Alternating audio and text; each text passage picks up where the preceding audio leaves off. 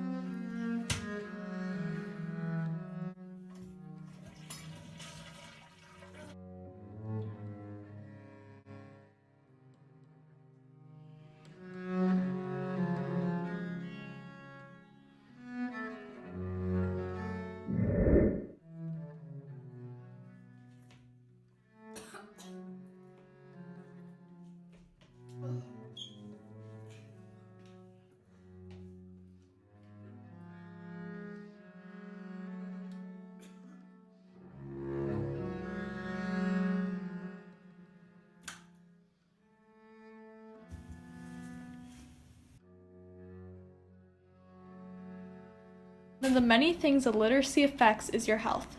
As Dan Levick states, in the United States, 77 million adults have basic or below health literacy, manifesting in difficulty with tasks such as following prescription drug labels or reading a medical pamphlet to know how often one should complete a preventative screening such as a colonoscopy or mammography.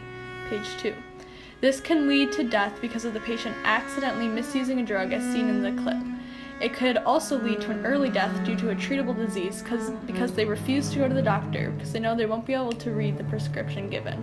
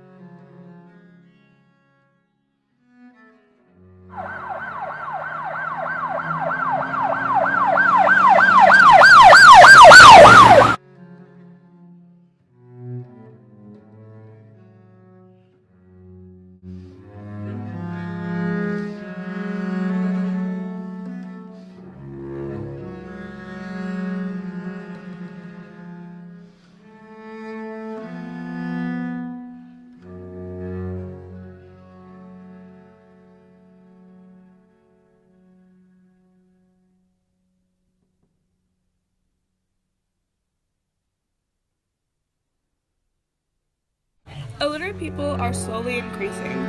According to FoundationAlphabetStation.com, the first great disadvantage of illiteracy is that uneducated people cannot gain any knowledge through books, magazines, or newspapers. Page 1.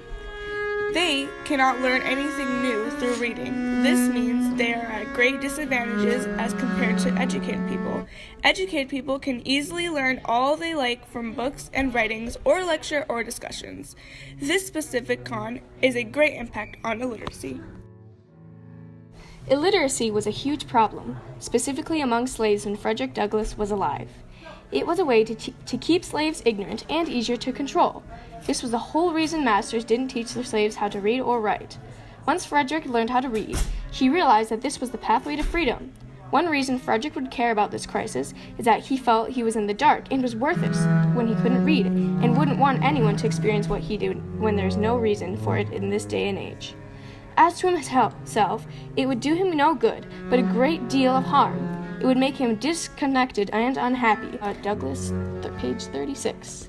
This was what Mr. Auld says about teaching slaves to read. In actuality, it is how you'll feel if you don't know how to read or write. It is an important part of everyday life.